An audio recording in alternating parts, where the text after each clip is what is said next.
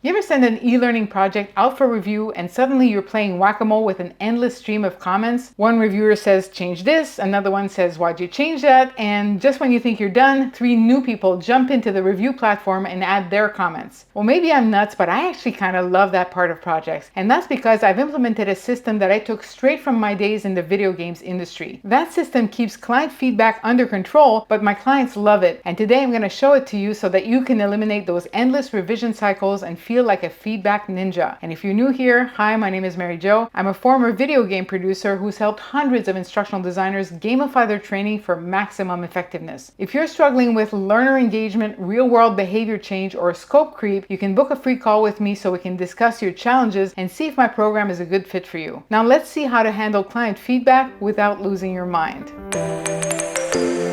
The first problem we need to tackle is what I call garbage feedback. Garbage feedback is feedback that's given at a time in the project when it's irrelevant. The classic example is you're showing a super rough prototype early on just to explain the activity and they're commenting on the colors or the exact wording of a button and you're like, we haven't even figured out what we're doing here yet. So how do you avoid that? Well, sure, when you send out a version for review, you can try to brief the client. Look, this is done, this is not, so look at this, but don't look at that. But in my experience, that doesn't work super well because sometimes they don't read, and even if they do, sometimes that review link gets forwarded to 5 different people around the company and they haven't been briefed, so they're going to comment on everything. And I want to be clear, the term garbage feedback means no disrespect to the person giving it. They're nice enough to take the time to play through your project and comment, so it sucks for them too if it's garbage feedback. You waste your time receiving that feedback, processing it, and responding to it, and they're wasting their time giving it, so for both your sakes, it needs to go.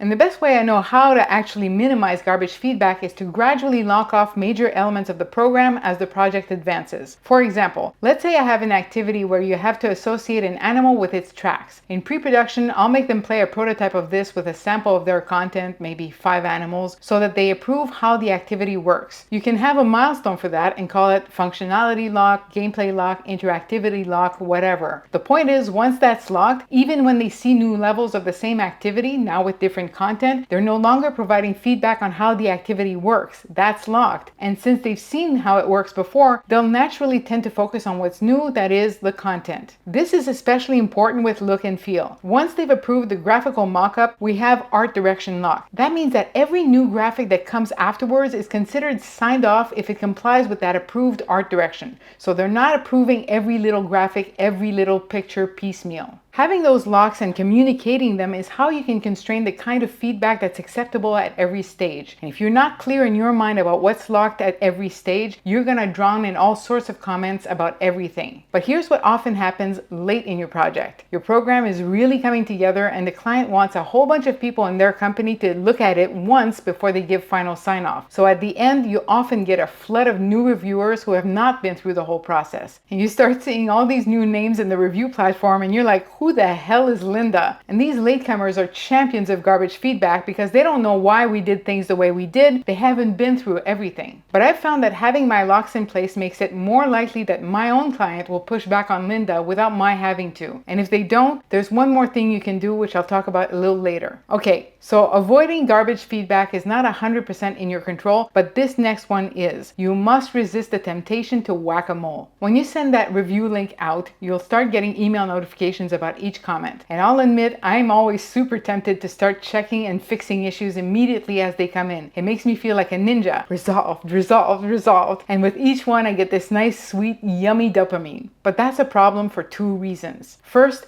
every reviewer on the client side creates their own burst of comments and some will contradict each other. So if I don't want to lose my mind going back and forth, it's smarter to wait until they've all done their thing. This happens constantly. The client project manager goes through and makes their comments first before they show it to their boss who also needs to review it. This is how you end up in a back and forth cycle. And that's why in my project plan, I state that I'll make a new version once the existing version has been reviewed by all applicable stakeholders. So when I start getting notifications, I email my contact and I'll say, hey, can you let me know once everyone's been through it? And I don't touch a thing until I get that email saying, okay, now everyone's been through it.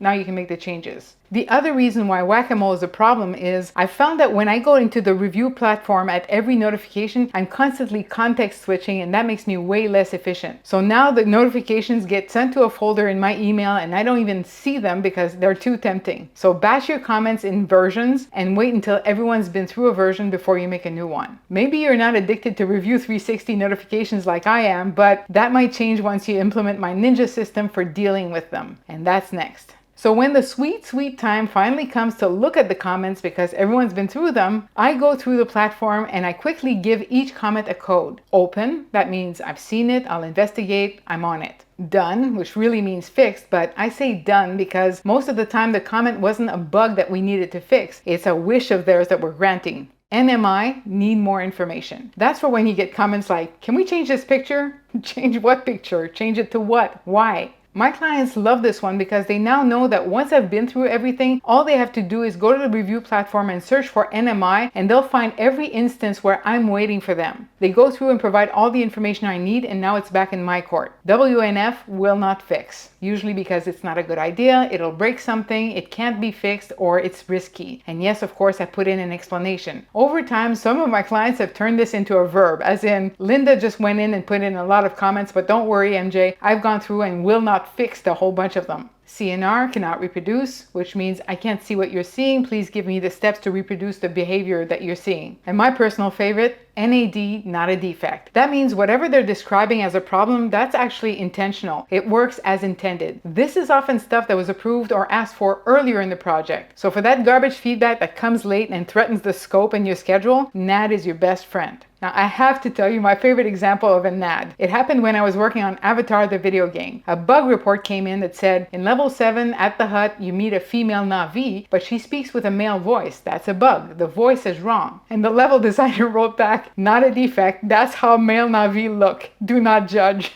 With newer clients who aren't used to this system, I'll usually put in a comment on the very first slide that explains my code so everyone's on the same page. And importantly, as I go, I resolve everything except the open and NMI items so that the review platform stays clean and focused and it doesn't have the clutter of the entire project history.